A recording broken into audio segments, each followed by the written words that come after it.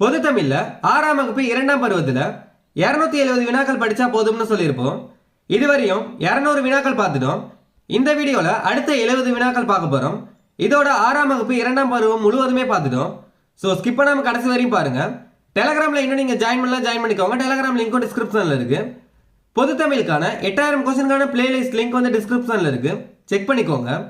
இப்போ பார்க்க போகிற கொஸ்டின்ஸில் எவ்வளோ கொஸ்டினுக்கு உங்களுக்கு ஆன்சர் தெரிஞ்சிருக்கோ மறக்காமல் கமெண்ட் பண்ணுங்க. பொறுத்துக்க கொடுத்துருக்காங்க. நன்றி அறிதல், பிறர் செய்த உதவியை மறவாமை, ஒப்புரவு, எல்லோரையும் சமமாக பேணுதல், நட்டல், நட்பு கொள்ளுதல்,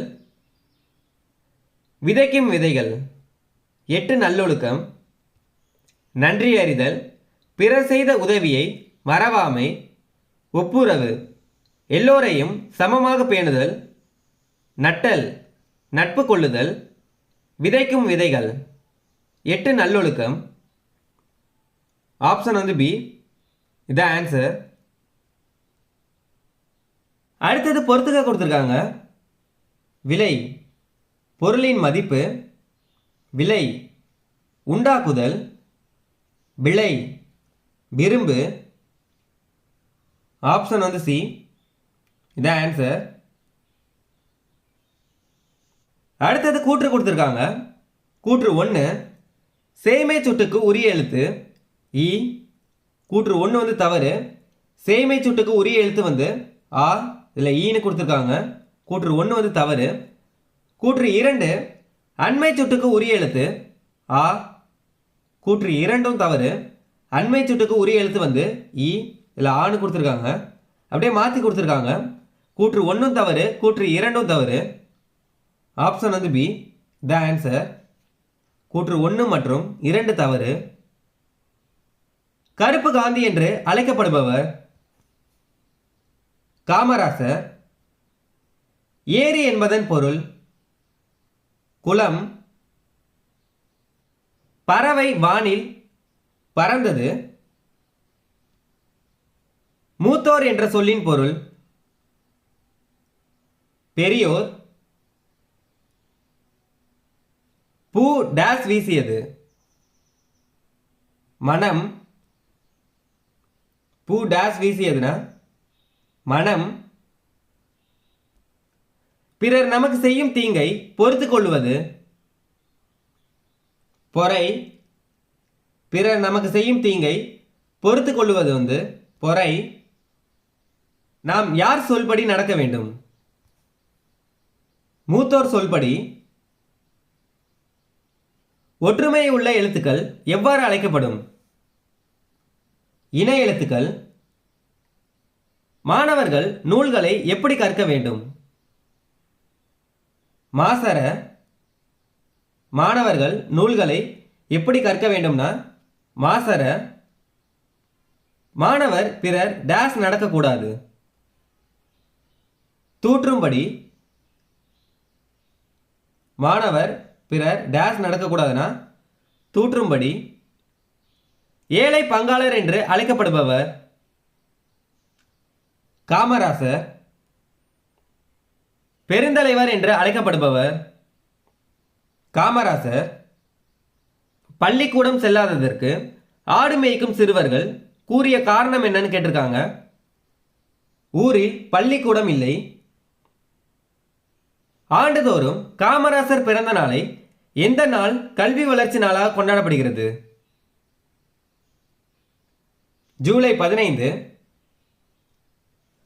பிறரிடம் நான் எவ்வாறு பேசுவேன்? இன்சொல்லோடு. முக்கணி எதுன்னு கேட்டிருக்காங்க. மா, பலா, வாழை. இதில் அனைத்துமே சரிதான். முத்தமிழ் எதுன்னு கேட்டிருக்காங்க. இயல், இசை, நாடகம். முக்கணி வந்து மா, பலா, வாழை. முத்தமிழ் வந்து இயல், இசை, நாடகம். இதில் அனைத்துமே சரிதான். தாலாட்டு என்பது எந்த இலக்கியங்களில் ஒன்று? வாய்மொழி இலக்கியம். கதிரவனுக்கு நன்றி கூறும் விழா பொங்கல் விழா. திருவள்ளுவர் ஆண்டு எப்போது தொடங்குகிறது? தை முதல் நாள். திருவள்ளுவர் தினம் எப்போது கொண்டாடப்படுகிறது? தை இரண்டாம் நாள். ஆண்டுன்னு கேட்டாங்கன்னா முதல் நாள், தினம்னு கேட்டாங்கன்னா இரண்டாம் நாள். பொங்கலுக்கு அடுத்த நாள் மாட்டுப்பொங்கல். மாட்டுப்பொங்கலுக்கு அடுத்த நாள் காணும் பொங்கல். கதிர் முற்றியதும் டேஸ் செய்வர்? அறுவடை. விழா காலங்களில் வீட்டின் வாயிலில் மாவிலையால் டேஸ் கட்டுவர்? தோரணம்.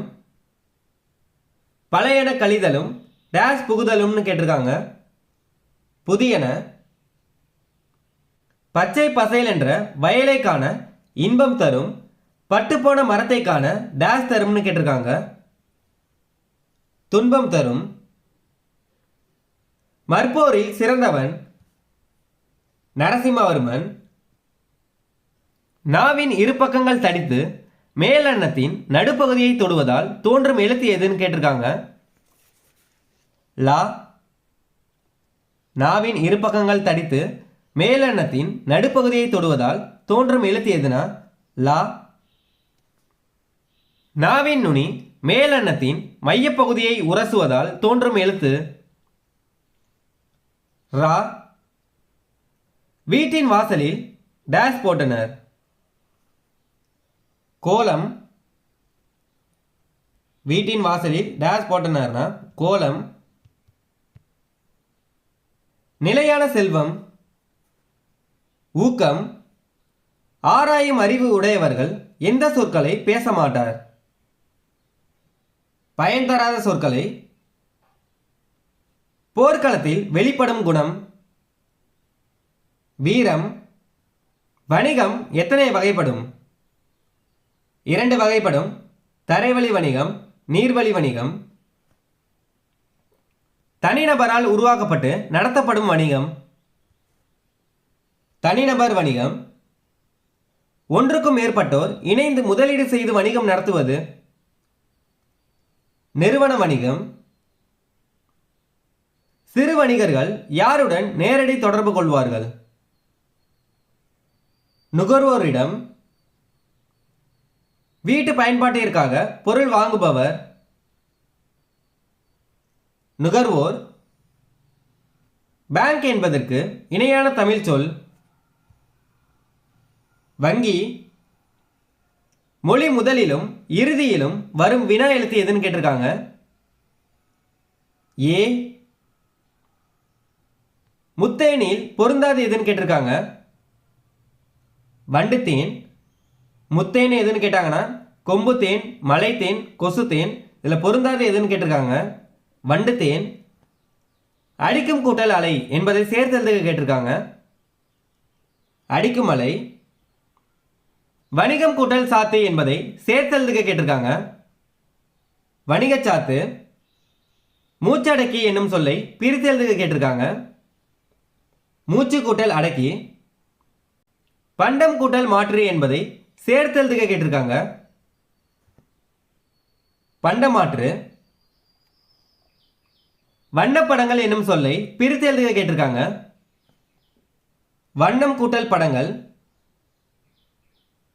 நானிலம் என்னும் சொல்லை பிரித்து எழுதுக கேட்டிருக்காங்க. 4 கூட்டல் நிலம். பெருமை கூட்டல் வானம் என்பதை சேர்த்து எழுதுக கேட்டிருக்காங்க. பெருவானம். கதிர்ச்சுடர் என்ற சொல்லை பிரித்து எழுதுக கேட்டிருக்காங்க. கதிர் கூட்டல் சுடர். நாடு கூட்டல் என்ற என்பதை சேர்த்து எழுதுக கேட்டிருக்காங்க. நாடென்ற.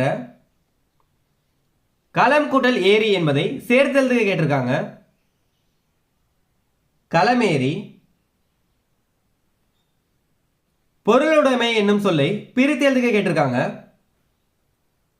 பொருள் கூட்டல் உடைமை.